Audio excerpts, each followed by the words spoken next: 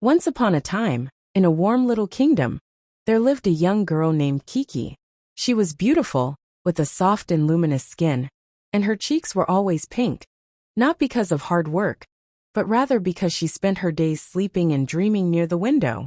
Kiki was the only child of a happy family, and her parents loved her. They filled her with love, with gifts, and offered her a more comfortable life. However, Kiki was known for one thing: her incredible appearance. She knew nothing, or at least, did not want to do anything.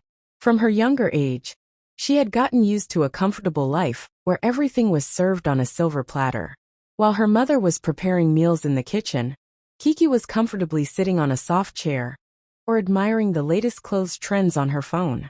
If her father asked her to help her with anything, she always found an excuse.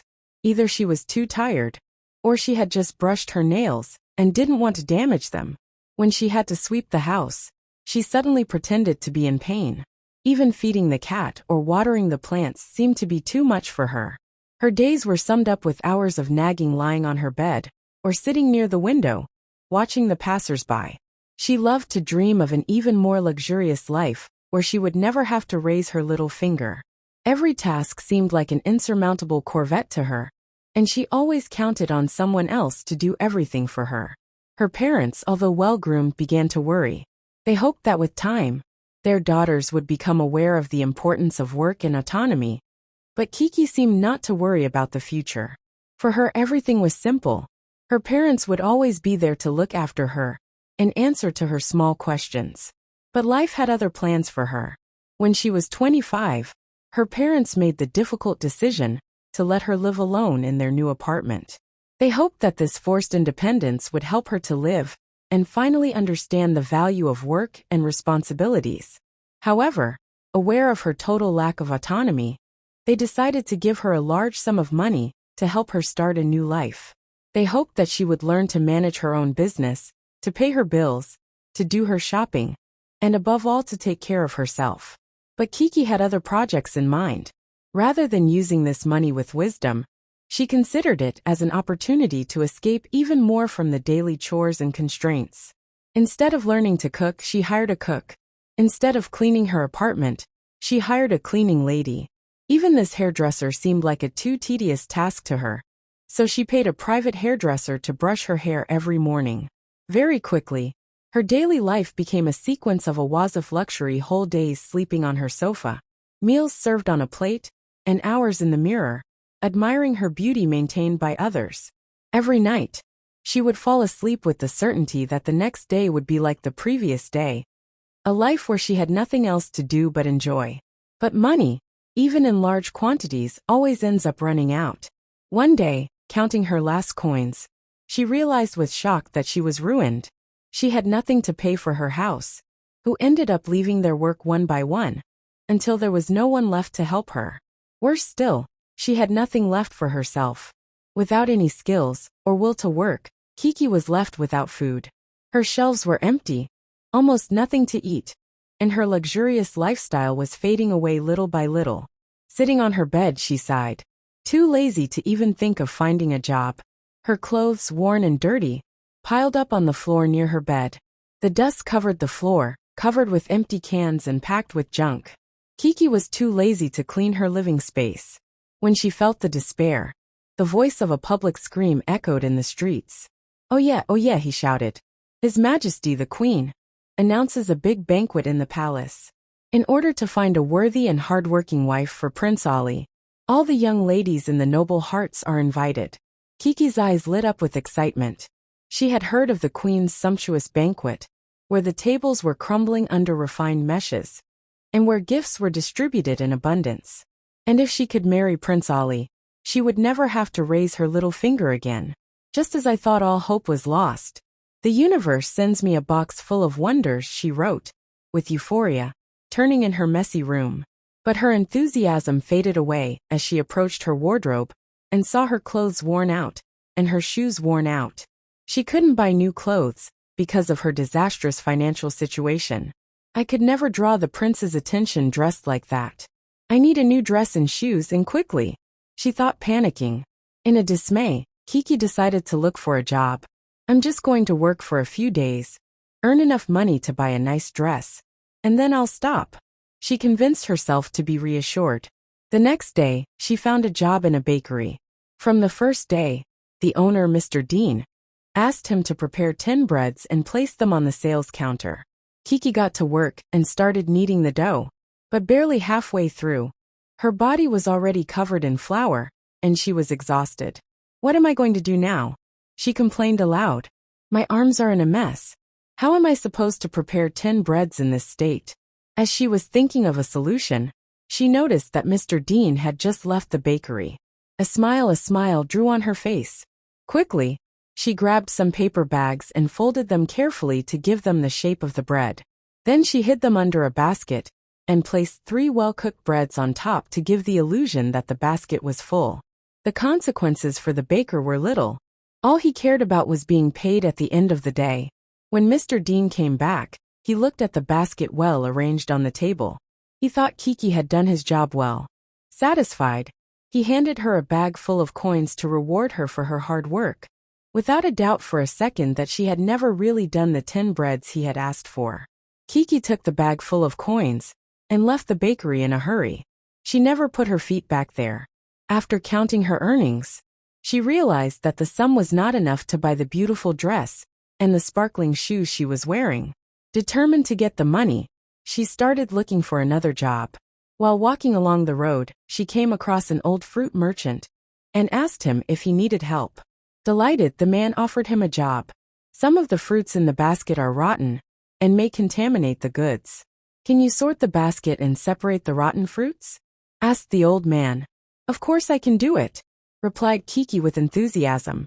The merchant nodded with satisfaction and went to the market to buy new fruit for his shop. As soon as he was out of sight, Kiki let go of a long coat of arms and watched the baskets in front of her with lassitude. I'm too tired for that. And then, I'm not going to get my hands dirty by touching these rotten fruits, she said, sighing.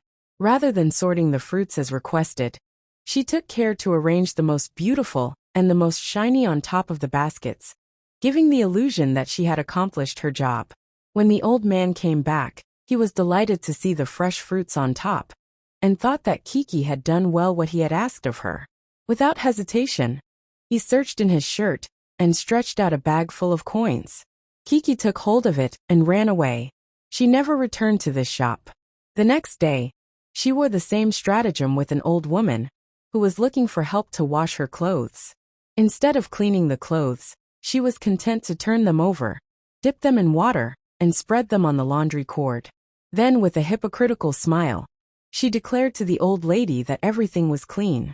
Without a doubt, the woman paid her with gratitude for her hard work. Once again, Kiki took the coins and ran away without ever coming back. The next day, after counting her money, she realized that she finally had the amount she needed. Without wasting a minute, she rushed to buy a sparkling dress and a pair of shiny shoes. Finally, the big day of the banquet arrived. Kiki dressed with the greatest care, admiring her reflection in the mirror. The prince was inevitably under my charm, she thought, a smile satisfied to the lips. She imagined herself already in a life of a princess, lying on luxurious velvet cushions, taking advantage of a pure comfort existence, without ever having to raise a little finger. Giving herself a last look at the abuser, she left her house and headed towards the palace. Upon her arrival, the large reception room was filled with laughter, music, and guests dressed in their most beautiful attire. Kiki proudly entered, with her chin raised, capturing the admiring gazes of her stunning dress. Tonight, I will be the queen of the ball, she thought, convinced that her beauty would suffice to seduce the prince. She joined the other young girls and waited for the arrival of the royal family. Then finally, the long-awaited moment arrived. Prince Ali entered the arena, his mother. With a noble and assured step, he crossed the hall, stopping here and there to exchange a few words with the guests and the young ladies present. He was charming, with a warm smile and a princely look. When he looked at Kiki and approached her, his heart started beating faster. But before he could say a word, a voice rose through the big room. It was Mr. Dean, the owner of the bakery. He pointed a finger at Kiki, his face closed and severe. It was this girl who was hanging around in my bakery, pretending to work while eating half of the products, he declared with an indignant tone. At the other end of the room, the old fruit merchant suddenly got up and shouted, "Yes, it's her. I asked her to sort my rotten fruits, and she cheated on me by hiding the bad ones under the good ones before taking my money." Another merchant moved forward, followed by another, then another. Everyone told how Kiki had duped them, taking their money without ever doing any real work. Soon murmurs spread in the room, and all eyes turned towards Kiki. The guests exchanged indignant comments on her behavior. Kiki's face became crumpled under the weight of accusations and disapproving looks. She would have wanted to disappear on the field. Suddenly the queen, sitting at the head of the banquet, got up and all shook. She put her piercing gaze on Kiki, before declaring with a loud and clear voice, "A person who wants to join the royal family must possess much more than beauty. She must have a noble heart and a sense of duty towards others. Kiki, it seems that you have forgotten these essential qualities." She made a pause, leaving the silence on the assembly before adding, "Being a princess is not easy. There is little time to have fun or relax. Too many complaints about your appearance and your dishonesty have reached this palace. You are not worthy of becoming a member of the royalty." His voice resounded throughout the room, imposing respect. Soon the guards approached and escorted Kiki out of the banquet. In tears, she left the palace, her dream of becoming a princess broken into 1,000 pieces.